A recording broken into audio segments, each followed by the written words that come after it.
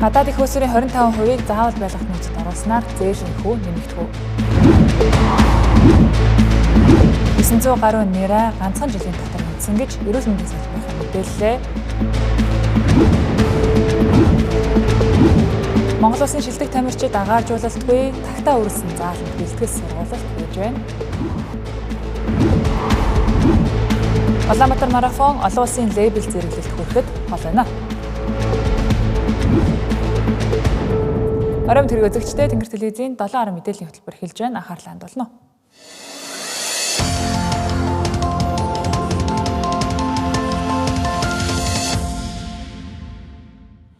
Банкны гадаад их хөөсрийн 25%-ийг заавал байлгах нөөцөд тооцох шийдвэрийг Монгол банкны мөнгөний бодлогын хорооноос гаргасан. Үүний үр дүнд зээлийн олдоц багасж, зээлийн хүү бага зэрэг өсөх магадлалтай гэсэн таамаглалыг салбарын экспертүүд хэлж байна.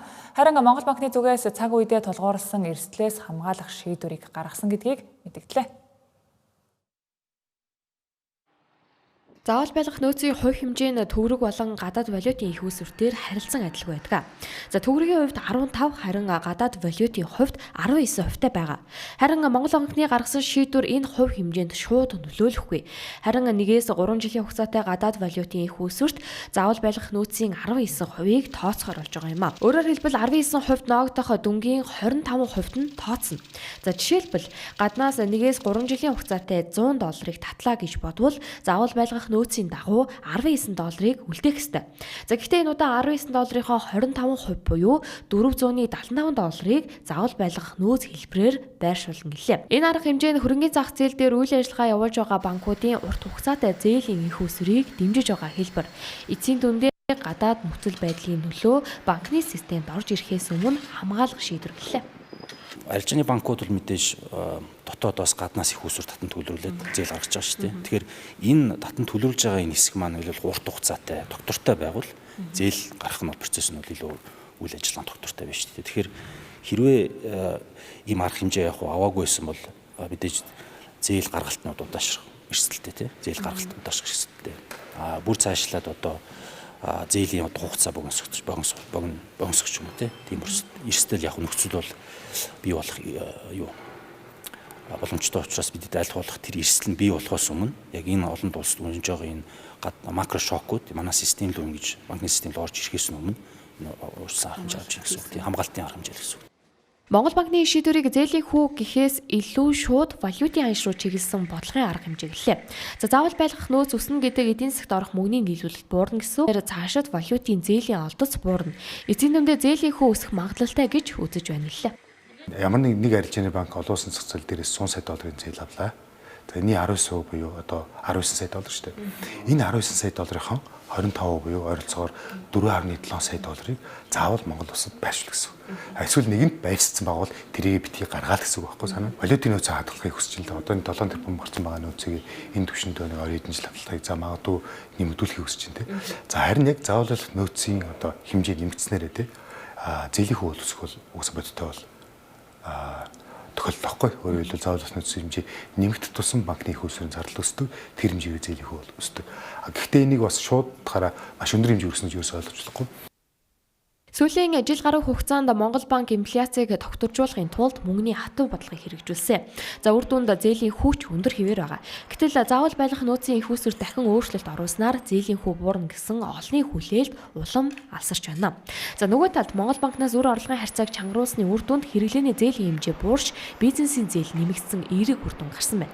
Харин 1-3 хүртэлх жилийн хугацаатай заавал байлгах нөөц тооцох аргачлалыг өөрчилснөөр банкуудын урт хугацаа зээл авах сонирхол нэмэгдэж улмаар богино хугацаанд бизнесийн зээл хумигдаж эхэлнэ. Нэгүгээр заавал 3-аас дээш жилээр зээл авах нөхцөлийг бүрдүүлж байгаа юм а.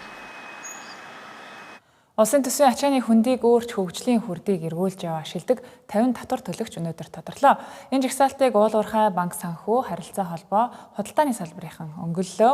Ерөнхий сайдын зүгээс шилдэг татвар төлөгчид талархал илэрхийлэх үеэрээ засгийн газраас боловсруулсан татварын шинжилгээ танилцууллаа. Харин аж ахуйн нэгжүүдийн зүгээс эрхцэн орчны шинжилгээг хугацаа алдалгүй хийх шаардлагатай гэдгийг хэлж байлаа. Ерөнхий сайдын гардуулсан энэхүү талархал нь зөвхөн цаас биш, сургууль цэцэрлэг эмнэлгийн үйлчлэгийг санхүүжүүлсэн баялаг бүтээгчдийн хөлс хүчин.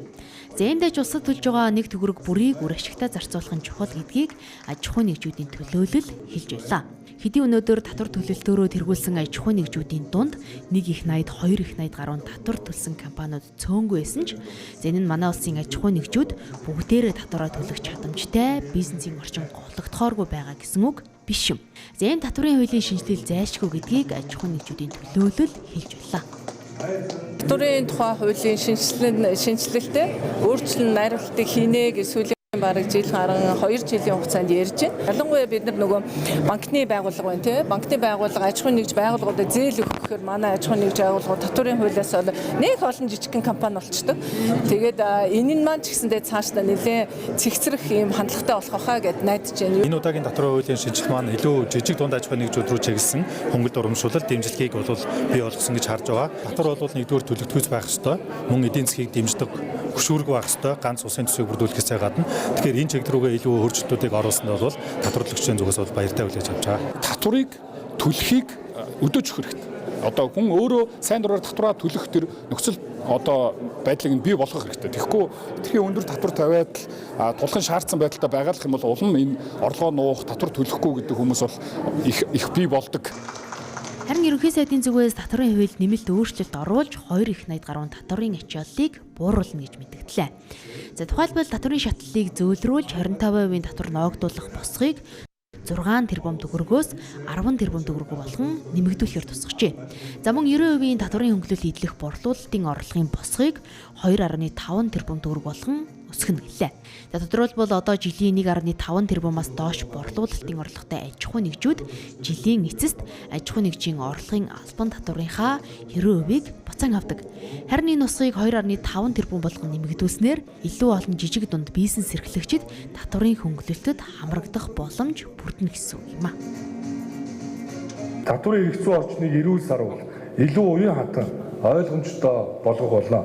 Хууль ёсны бизнес эрхлэгч татвар төлөгчдөө ад үздэг, ашиг орлого олохыг нь буруушаа хавчдаг хортой чихрийн хугацаа нь дууссаныг сануулж байна. Хоёрдугаарт Монгол хүнд хийх ажил, авах цалин олгож, татвар төлж байгаа баялаг бүтээгч нартаа боож хаах бус, дэмжиж нээх хүндрэлд өртсөн компаниудыг хөл дээр нь дахин босгоход нь боломж олгоно. Өнгөрсөн онд Эрдэнэт үйлдвэр 2.3 их 80 төгрөгийн татвар төлж шилдэг татвар төлөгчдийн жагсаалтыг тэргүүлсэн байна. За нэг ясандаа Эрдэнэт үйлдвэр манай улсын 1 жилийн төсвийн чамгүй хувийг дангаараа бүрдүүлсэн гэсэн үг юм. За тэгвэл засгийн газраас яг үүнтэй дүүх хэмжээний татварын ачаалтыг бууруулна гэж амлаад байгаа. Харин аж ахуйн нэгжүүдийн зүгээс хугацаа алдахгүй энэ хуулиа батлах нь чухал гэдгийг хэлж байлаа.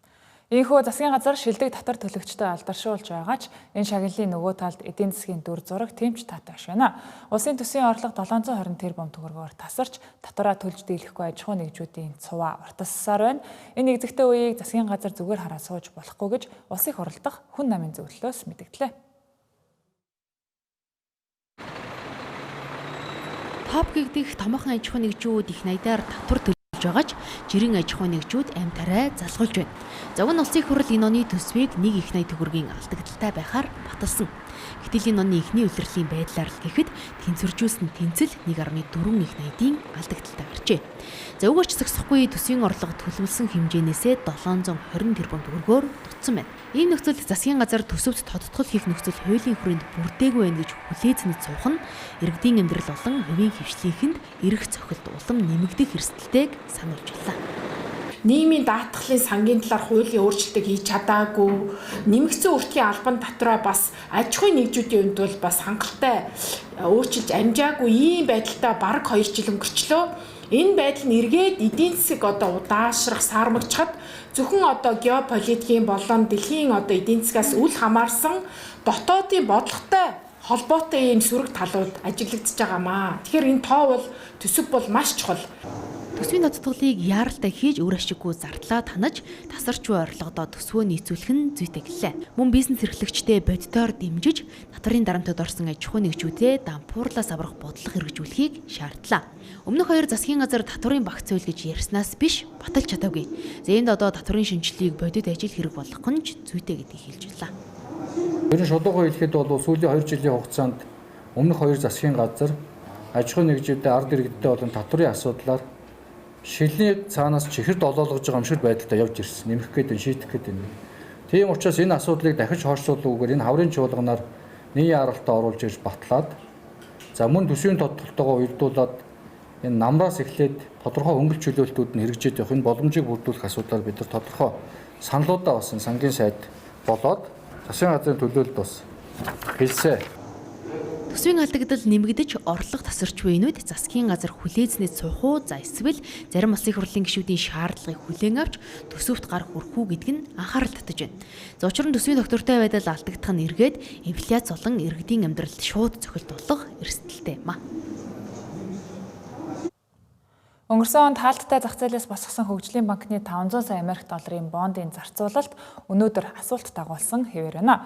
Тэнгэр телевиз өмнөх сард энэ тухай сурвалжлахад хөгжлийн төсөл хөтөлбөрүүд санхүүжүүлээгүй бондын хүү өндөр тул үр өгөөжийг алдагдуулахын тулд арга сөвөгчилж байгаагаа банкны удирдлагууд хэлж байсан.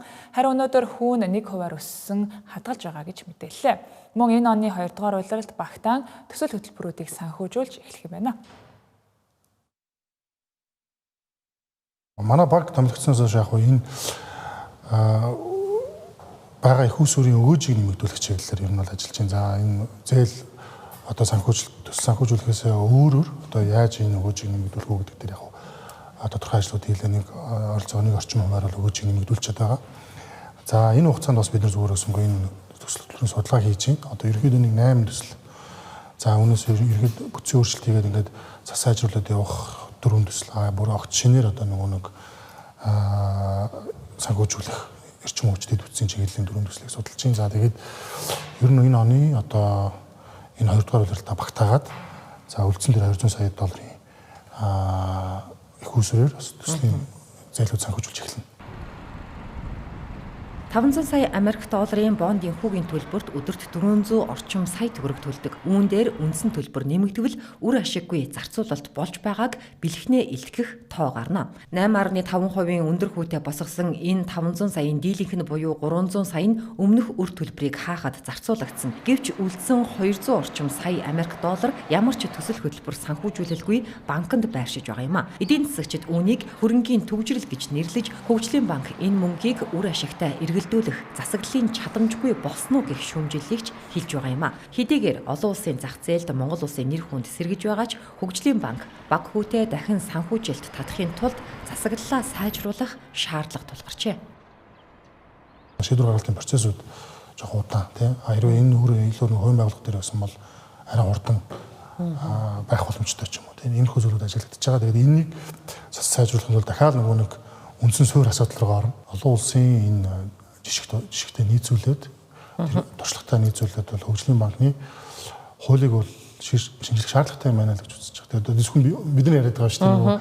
Энэ чиглэлийн одоо мэргэжилтнүүд гэх юм уу. Тэгээд эдийн засагч хүмүүс бол ер нь бол энэ хуулийн шинжилгээч гэдгийг зөвлөж байгаа. За одоо гадны байгууллагууд ч гэсэн ер нь бол хууль зүйн орчин дээр шинжилт өөрчлөлт шаардлагатай байна гэдгийг бол бид нарт бол олон удаа бас зөвлөмж өргөж байгаа. Тэгэхээр энэ чиглэлийн сайжруулах ажлууд нь угаасаа шатараа хийгдэв явна.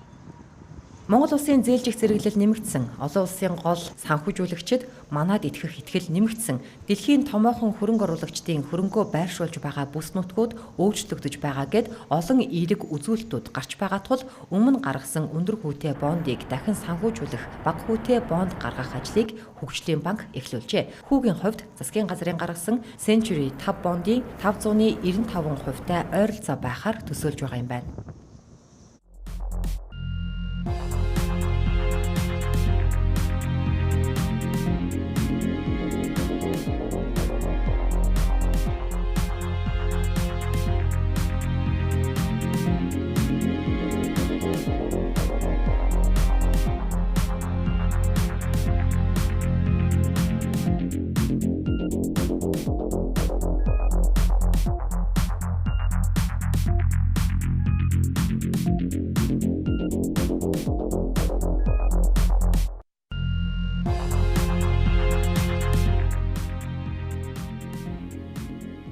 Доллар мэдээллийн хөтөлбөр үргэлжилж байна. Сөрөг хүчний галтайгоо бужигнаж эхэллээ. Парламентод 42 суудалтай ардчилсан нам бүлэг даргаа солих гэж байна. Дараагийн бүлгийн даргад улсын их хурлын гишүүн Тэмүүжин Төвшин нарын нэрс яригдаж байна. Уг нь өнөөдөр ардчилсан намын бүлэг хуралдаж санал хураалт явуулах байсан боловч тодорхойгүй хугацаагаар хойшлогдлоо.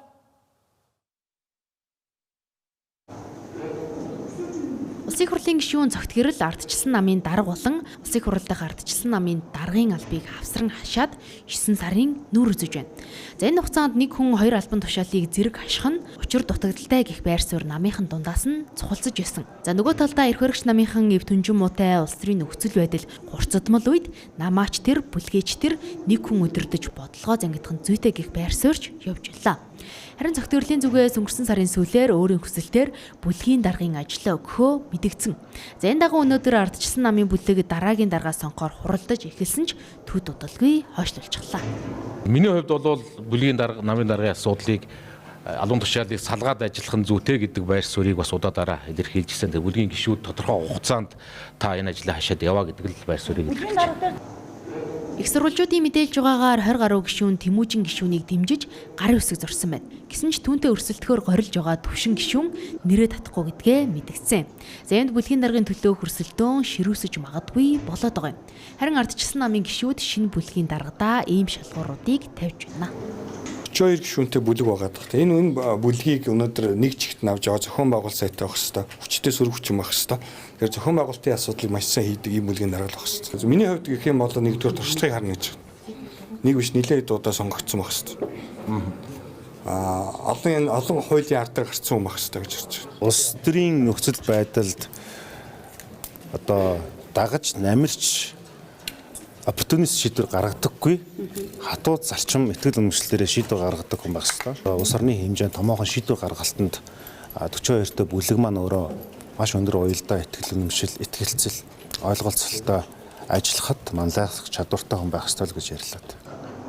Парламентын гол хяналтыг хэрэгжүүлж байгаа сөрөгчний бүлгийн дарга тохирооноос хол байж хүшгний ард эрх баригчтай наймаалцдаггүй байх нь чухал гэдгийг хэлж байлаа.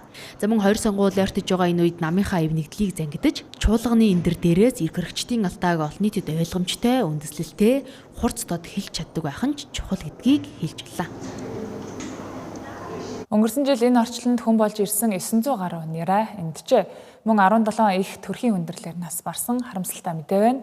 Хүн ам цөөтэй манай орны хувьд энэ тоо бол аюултай хэмжээг илэрхийлж байгаа учраас их болон нэрээ эндэгдлийг бууруулахад хэн, хаана, хэрхэн юунд анхаарч ажиллахаа салбарынхан хэлэлцлээ. Их болон нэрээ эндэгдэл 2023-24 онтой харьцуулахад 50%-аар нэмэгдсэн байна. Жирэмсэн эмэгтэйчүүдийн 80 гаруй хувь нь суурь өвчин эмгэгтэй байгаа учраас дутуу төрөх эрсдэл өөрсдөө эндэх эрсдэл үүсэх болжээ. Тэр дундаа зүрх судас бөөр зэрэг хавсарсан өвчлөлүүд эхийн эндэгдэлд гол нь нөлөөлдөг. Үүний хажуугаар жирэмсэн эмэгтэйчүүд бага сартаадаа хяналтад орохгүй, хинэггүй явсаар нас барах эрсдлийг ч улам нэмэгдүүлдэг байна. Товчхондоо бол их нэрээ эндэгдлийг бууруулахын тулд жирэмсний хяналтыг сайжруулах шаардлагатай гэлээ. Нийгэм биологийн хүчин зүйл буюу одоо яг хувь хүнээс хамаарсан эрүүл мэндийн боловсрол, эмнэлгийн байгууллагад хандах хугацаа, дээрээс нь тодорхой хэмжээний хүндрэлийг мэдхгүйгээр хит орой ханддаг ийм нэг тохиолдол. За нэг талаас аваад үзэх юм бол суур эмгэг өөрчлөлттэй. За жишээлбэл бөөрийн архаг өрөөсөлттэй, илэгний одоо дутагдaltaй, зүрх одоо судасны эмгэгтэй энэ хүмүүсүүд бол онцгой хяналтанд байх ёстой. Төрөлтийн явцад үүссэн хүндрэлтэй холбоотой шалтгаан бол үндсэндээ одоо хүүхдийн сэргийлж болох нас баралтын 50 орчим хувь нь байна. Тийм учраас л бид энэ жирэмсний хяналтыг чанартай, сайн хугацаанд нь хийх. Тэгээд энэ нөхөр өрчгөн насны эмэгтэйчүүдийн ерөнхий эрүүл мэндийн байдлыг одоо сайжруулж, эрүүлжүүлэх юм бол тэр эрүүл ихээс эрүүл нэрээ үг төрнөө гэсэн ийм л одоо гарцаа аргасан байгаа. Жилд дунджаар 600-аас 900 нэрээ эндэж байна. Нэрээ эндэгдлийн 50 гаруй хувь нь төрсний дараах эхний 24 цагаас 7 хоногийн дотор тохиолдож байгаа юм а. Үүнд дутуу төрсөн нэрээ эндэгдэл өндөр байгааг онцолж байлаа. Үүнээс гадна төрөлхийн хөгжлийн гажигтай дутуу нэрээ тооч нэмэгдэж байгаад анхаарах шаардлагатай болсон гэж эмчнэр үзэж байна. Нөгөө дээгүүр нэрээ эндэгдлийн 15%-ийг осол гэмтлийн шалтгаанд нөхцөл эзэлжээ. Аюулгүй байдал болон эцэг эхийн санамсар болгоомжгүй байдлаас болж жил бүр 100-аас 200 нэрээ нас барж байгаа эмнэлгийн мэрэгжилтнүүд сануулж байна. төрөлхийн хөгжлийн гайчгүй сүүлийн үед ер нь бол нэмэгдэж байна. Тэгэхээр тэр төрөлхийн хөгжлийн гайчгуудад нөлөөлөд байгаа юм юу вэ гэхээр мэдээж хэрэг одоо гадаад болон дотоод хүчин зүйл гэж хуваагдаж байгаа тийм ээ. Тэгэхээр гадаад хүчин зүйлд мэдээж хэрэг одоо байгаль орчны нөлөөлөл тийм ээ. Ууж идж байгаа хоол хүнсч гэдэг юм уу. Эсвэл одоо эцэг эхийнх нь хөдөлмөрлж байгаа одоо нөхцөл, ажлын байдал, тэгээд дээр нь стресс ч гэдэг юм уу. Энэ олон хүчин зүйлүүд байж болно тийм ээ. Тэгэхээр энэ бүхнээс нөлөөлсөн энэ нөлөөллийн үр дүнд бий болсон одоо зарим нэг төрлийн гажигуудыг бид нар эрт үед нь уншлаад илрүүлээд тэгээд эмчилгээнд эрт оруулах юм бол энэ одоо Монголынхаа иргэдийг эрүүл өсгөх боломжтой. Жилдээ 3000 гаруй өсвөр насны охин жирэмсэлж ээж болтгоо. Энэ бол зөвхөн бүртгэгдсэн тоо. Үүний цаа нууцаар хідэн үр хөндүүлж хідэн зулбуулж амь насандаа эрсдэл учруулж байгааг хэнэх аргагүй. Тиймээс эцэг эхчүүд октоудаа анхаарч ирээдүйд зөв цагтаа зөв үедээ эрүүл сарвал ээж болоход нь тусалж дэмжих хэрэгтэй гэж эмчнэр ярьлаа. Жилд 900 гаруй няраагаа алдан гэдэг бол сургуулийн 22 ангийн хүүхдийг алдаж байгаа гэсэн үг. Ийм гамшигыг дахин аргуулахгүй тулд шат шатандаа хариуцлагатай байхад анхаарах тухай хэлэлцлээ. Спортын тамирчдын амжилтад тэдний бэлтгэл сургуульд хийх орчин нөхцөл чухал. Гэтэл манай улсын урдаа барьдаг тамирчид агаар жуулалтгүй, хувцас солих өрөөгүй, тагтаа өрөлсөн зааланд бэлтгэл сургуулилт хийж тэмцээн зохион байгуулж байна.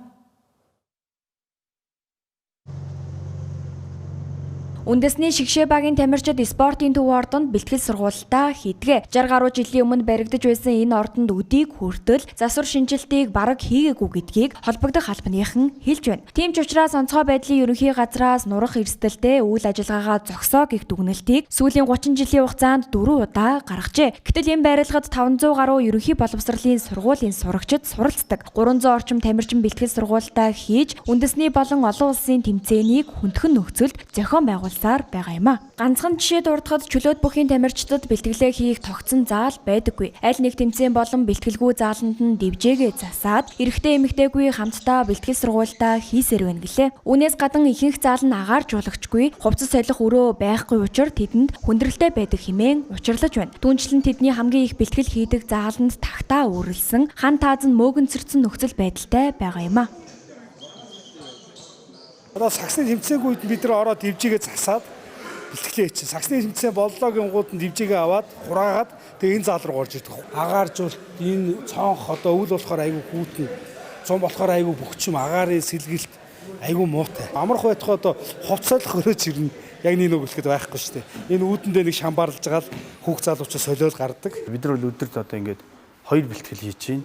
2 бэлтгэл хийгээд ирээд явхад тамирчдын амрах байр маань байхгүй болчихжээ. Өдөр тамирчид маань ирээд энэ ордон дээр хоолоо идэх нөхцөл байна уу? Ядаж хоолын нөгөө бэлт бусад орны хан бол бүгд тийм нөхцөлөөр бэлтгэл сургууль хийж байгаа байхгүй юу? Тэгээ бид нар чинь замын төвчөө тэгээ хотын төвдөө тэгээ наашаа ирнэ нэг ирчүүд явж болохгүй. Яваад 2 бэлтгэл тамирчид заримдаа ядаргаанд орчих жишээтэй. Спортын төв ордны 1 жилийн төсөв 17 орчим тэрбум. Үүнээс 12 тэрбумыг нь тамирчид болон дасгалжуулагчдын цалин хөлсөнд зарцуулдаг гэлээ. Харин үлдсэн 5 тэрбум төгрөгийг нь ус дулаан, цахилгаан зэрэг урсгал зардалтаа чүү ай хүргэдэг учраас засвар хийх боломж байдаггүй гэж холбогдох албаныхан хэллээ. Тэднийг засвар шинжилэлт хийж өгөхийг нь хүлээж, аргаа барсан тамирчид өөрсдийн зардлаар заалаа төгчүүлсэн байна. Өөрсдөө холбооноос 130 сая төгрөгийн хөрөнгө оруулалтыг засвар хийгээд манай холбоодууд одоо шгшөөгийн үйл ажиллагааг эрхэлж байгаа холбоодууд маань бас энэ дээр тодорхой хэмжээний өөрсдийн хөрөнгөөр засвараа хийгээ явж байгаа. Яг улсын төсвөр бол спортын төв ордныг одоо засах их засварын зардал гэж бол байхгүй. Ер нь бол яг одоо сая би хэлсэн 1958 онд ашиглалтанд орсон барилгад бид нараас хамаагүй их засвар хийж барилгын одоо үйл ажиллагаа явуул бас ямар эрсдэл гарахыг нь бол мэдэхгүй байна. Зүгээр ямар нэгэн байдлаар мэргэжлийн байгууллагын дүгнэлтийг ингээд үндэслээд үзэхээр одоо хүчтгэх гэдэг юм уу их засвар хийж болно гэж бол хэлдэг. Хизээмүүдгүй нурах төгсөн шувуу үрэлсэн барилгад тамирчид бэлтгэл сургуультаа хийж байна. Гэтэл биеийн тамир спортын улсын орооны өнгөрсөн оны санхүүгийн тайланд хийсэн аудитаар нийт 8.4 тэрбумын зөрчил илэрсэн байна. Үүнээс гадна төрийн өмчийг холбогдох байгууллагын зөвшөөрөлгүйгээр иргэн аж ахуй нэгжид үн төлбөргүй ашиглуулсан 410 гаруй сая төгрөгийн зөрчил илэрчээ. Хишиг хятад хэлний бүрэн донд сургуулийн 5 дугаар ангийн сурагч Батчулууны Намууныг 7 мэдээллийн хөтөлбөрийн ихэнд онцолж байна. Дөнгөж 11 настай Намуу охины хувьд анх удаа өөрийн бие даасан зургийн үзэсгэлэнгээ дэлгэж үеийн нөхөддөө танилцууллаа. Энэ бол түүний ердөө 7 сарын уйггүй хөтөлбөрийн үр дүн юм а.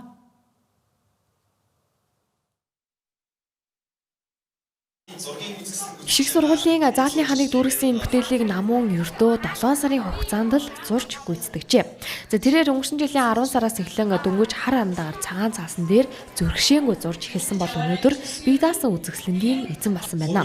За Намуу одоо тосон будаг биер гэд зуршлах урлагийн хэвлэгдэхүүнийг чадварлаг ашиглаж арслан морь зэрэг нарийн деталь ажиллагаа шаардсан дүрслэлүүдийг өөрийнхөөрөө ийхүү амьлуулжээ. Би анхандаа амар хэцүү гэж бодсон. Тэгээд хэцүү гэж мэдгүй.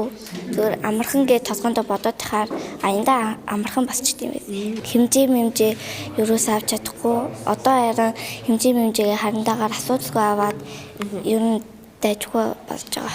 Манай муур би муурандаа амар хайртай. Тэгээд муураа бүр сэтгэлээ шингээж хийсэн. Тэгээд тэр муурнаас надад хамгийн их таалагддаг гэж бодож байна. Би ер нь харсан гэж бодож байгаа.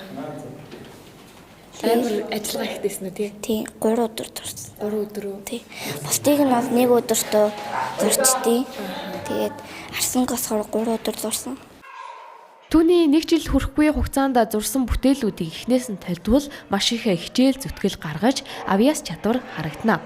За Намууны үзэсгэлэнг сонирхсан багш нарын хувьд богино хугацаанд чамгүй амжилт гаргасан тухай ярьж байлаа. Манай ангийн анхны төгсөлт байгаад байгаа. Тэнгүүдээс анхны төгсөлтөөс маань бас анхны үзэсгэлэнгээ гаргаж байгаа шам маань аваад энэ өстө мондог байна. Би чинь яг ангидаа бол мэдж байгаа штэ тодорхой хэмжээний зурдаг. За тэгээд анги дотроос бол маш чадварлаг зурдаг нэг сурагч. Тэнгүүд яг ингээд ангид зурдаг нэг 40 минутын хугацаанд яалчгүй юм чадвараа гаргаж амжихгүй байгаа байхгүй. Тэнгүүд яг ингээд сая орж ирээ зургуудыг хараад үнэхээр бахархаад ямар мундаг юм бэ?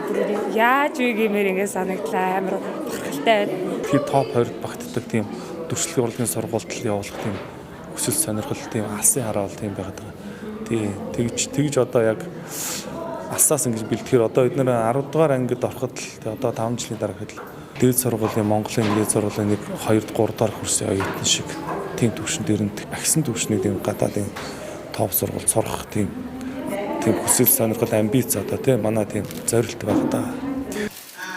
Өнөөдөр сургуулийнхаа зааланд анхны үзэсгэлэнгээ гаргасан Намуун дэлхийн томоохон галерейд Монголын нэрийг хамгаалах их үүсийнхээ эхлэлийг ийхүү тавилаа. За өнөөдрийн гаргасан үзэсгэлэнгээ тун удахгүй дугуулангийнхаа хүүхдүүдтэй хамтарч зөвхөн сургууль биш тусгай үзэсгэлэнгийн танхимд гаргахаар бэлдэж байгаа юм байна. Улаанбаатар марафон 2014 оноос эхлэн зохион байгуулагдаж байна. Энэ сарын 23-ны өдөр 13 дахь жилдээ зохиогдно. Энэ жилийн тухайд 46300 гаруй гүйгч оролцохоор бүртгүүлээд байна.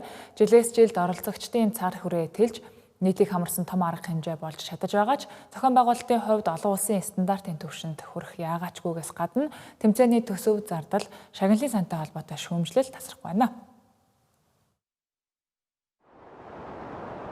Улаанбаатар марафон бол Азийн бүс нутагта олон улсын марафоны холбооны албан ёсны гишүүнчлэлтэй зан хэмжилтэнд баталгаажсан олон улсын зэрэгэлтэй тэмцээн.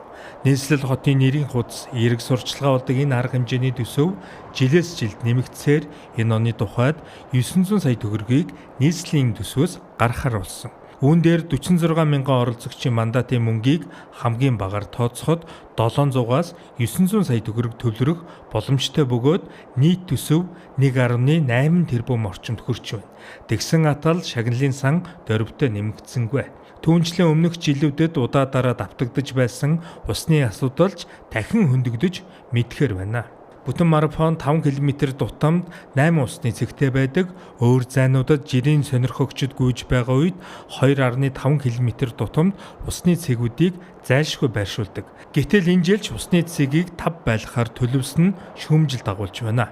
Татвар төлөгчдийн мөнгнөөс 900 саяыг гаргаж 46 мянган оролцогчийн мандатын хураамжтай нийлээд 2 тэрбум төгрөг рүү төгсөн хангалттай санхүүжилттэй байгаа атлаа нэгэн өдрийн арга хэмжээг ийм дарчиг хийдэгт яалтчгүй бухимдал дагуулж байна. Уг нь энэ хэмжээний төсвөөр Бостон, Нью-Йорк, Лондонын марафоныг байг гэхэд Бангкок, Хошимин зэрэг Азийн хотуудын марафонтой дүүх хэмжээний тэмцээнийг хангалттай зохион байгуулах төсөв.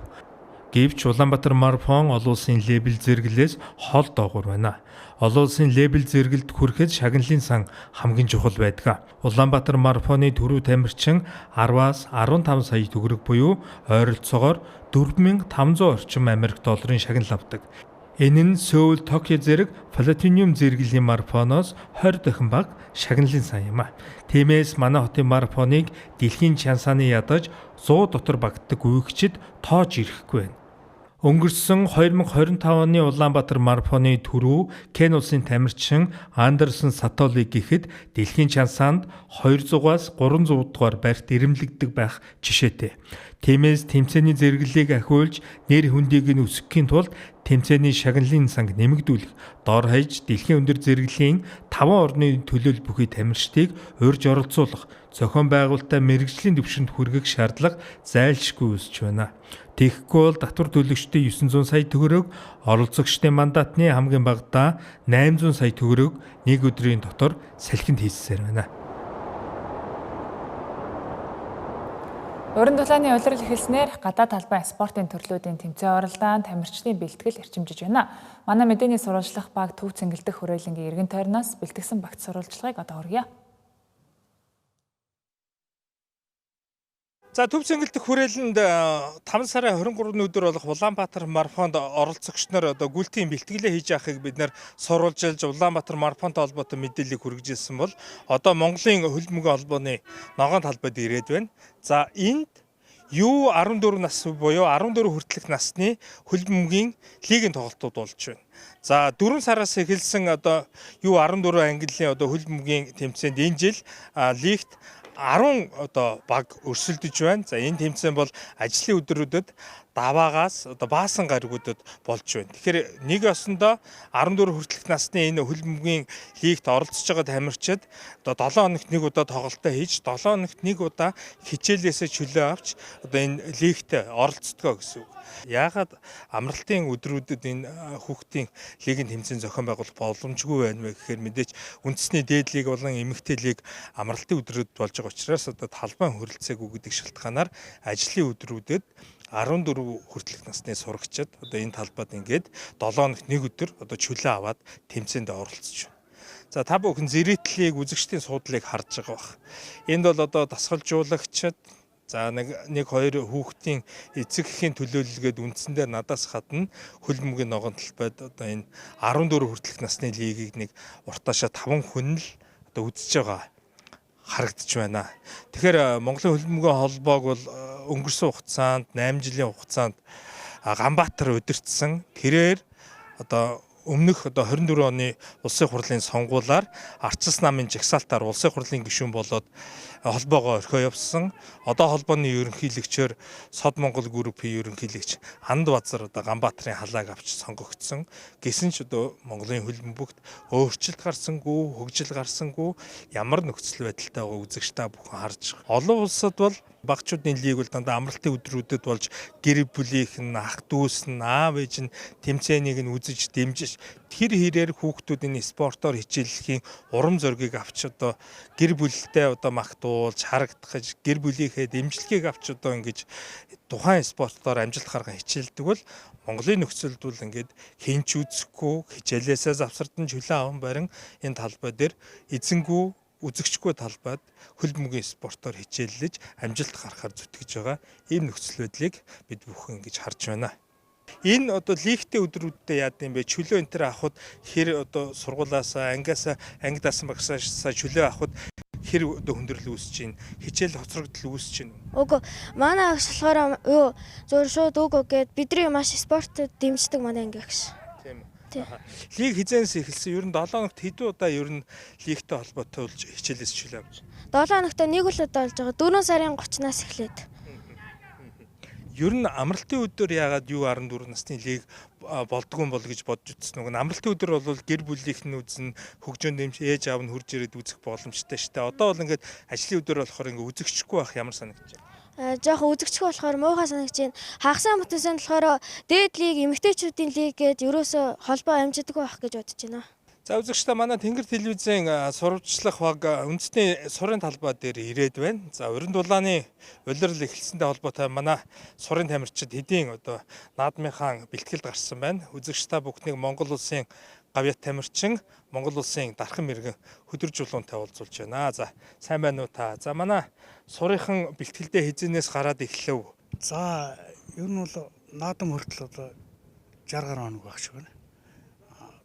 Харваачт маань ер нь хот хөдөөнөөс бүгд бэлтгэлээ хийгээд юм бол бэлтгэл бол ерөнхийдөө байнгын бэлтгэлтэй байдаг. Яг эрчимтэй бэлтгэл бол одоо ер нь эхэлж байна гэж хэлээд болно. Нээлтийн харваа маань одоо 10-11-нд болно. Тийм болохоор хөдөөнөөс орон нутгаас харваачт маань бол их ирж байна. Тэгээ бэлтгэл бол ер нь бүх багууд бэлтгэл сайтай байна. Ерөнхийдөө бол 1000 гаруй харваачт ер нь нээлтийн харваанд 1300-400 харваач ирсэн. Тооцоод өөрчлөсөн тооцоотой байгаа. Манай сурын талбай ерөнхийдөө уралдаан тэмцээн хийхэд бол одоо бэлэн байдалтай байгаа. Гол нь бас нэг зарим зүйл дээр бол биднэрт асуудалтай юм байна. Тэгээд одоо зогсоол маань бид нэг ингээ бэлтгэл сургуулаа хийх болохоор зогсоолын маань ингээд хаацсан, хоёр талдаа хаацсан байгаа.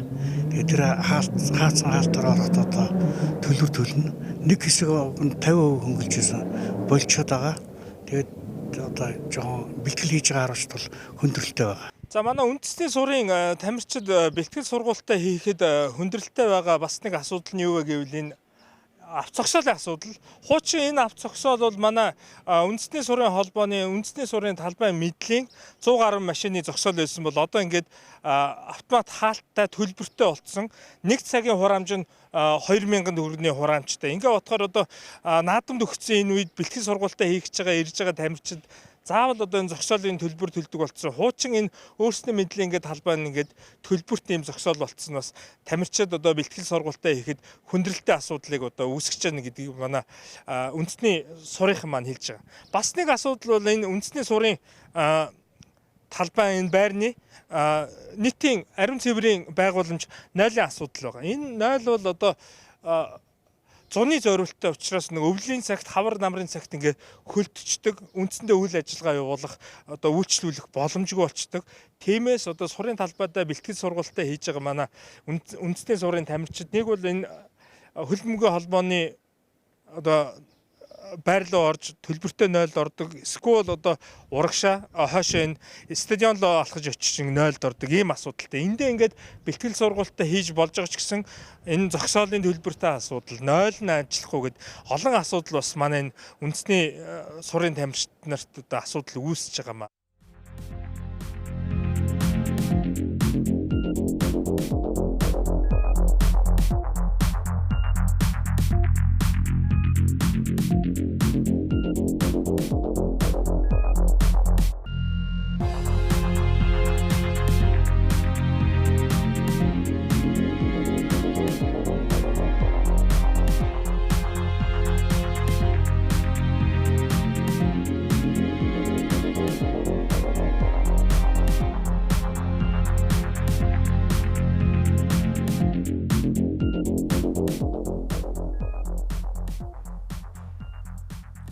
Долоор мэдээллийн хөтөлбөр студиэс шууд хөрлөө. Хөтөлбөр хэсэг хугацааны дараа гадаад мэдээгээр үргэлжлэнэ.